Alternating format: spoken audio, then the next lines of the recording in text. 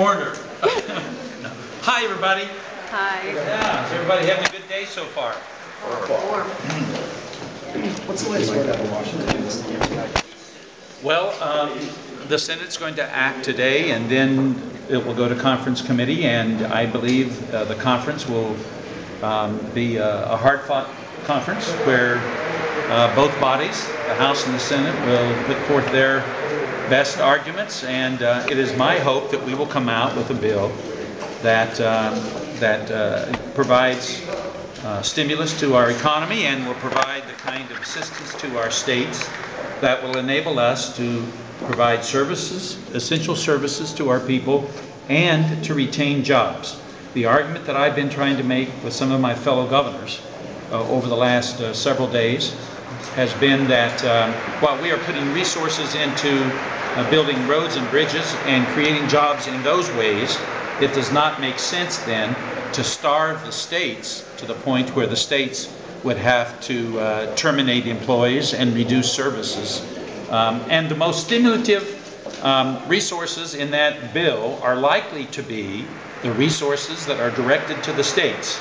88 cents out of every dollar that comes into the state goes out to our local communities in the form of subsidies for mental health treatment and alcohol and drug treatment, and services for the mentally retarded, and services for elderly people and sick children, and so on. And so this battle is not over. I think the President did a wonderful job yesterday in laying out what's at stake, and I think he's taking the bull by the horns, so to speak, and that we will see a bill come out of the conference, I hope, that does not starve the states. So that's my hope.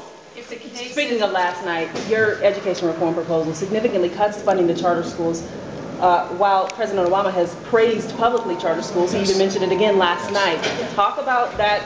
Are we going to be in a battle with the president about charter school funding? Of course not, because if you listen to my State of the State address, I said high-quality charter schools have a place in my plan. But the business model of charter schools is quite different than the business model that public schools and traditional schools have. And so we are simply putting charter schools in our budget consistent with their business model.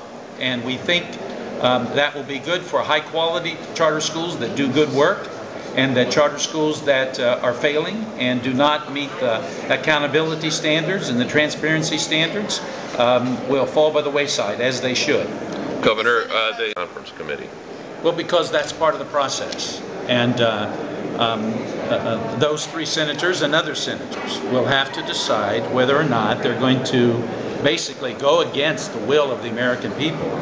And I believe that in the end there will be an understanding that this is a crisis situation, that we need this stimulus bill, and that quite frankly three senators should not have the ability to determine how hundreds of billions of dollars are allocated.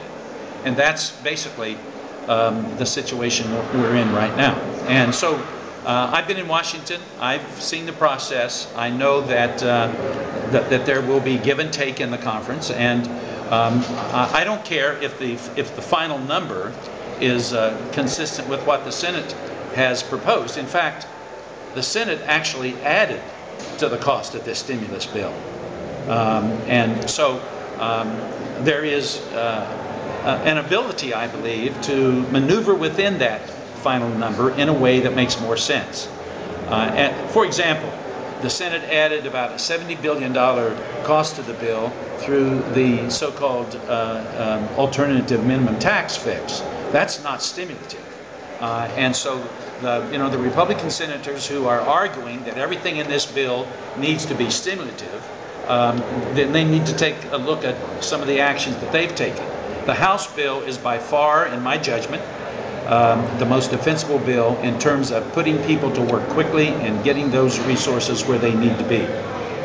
Where will are you adjusting your estimates behind the scenes at this point in the event that this money isn't forthcoming?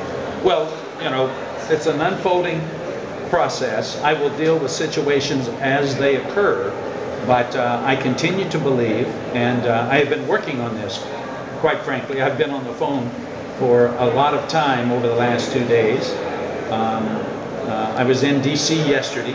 I am doing everything I can to see that our voice is heard, that the voice of the governors who are out there where the real people live, by the way, is heard, and that this $25 billion that they have removed from this bill, if it stands, will do great harm, will deprive people of needed services, will result in job loss, and that is simply contrary to the purpose of a stimulus bill.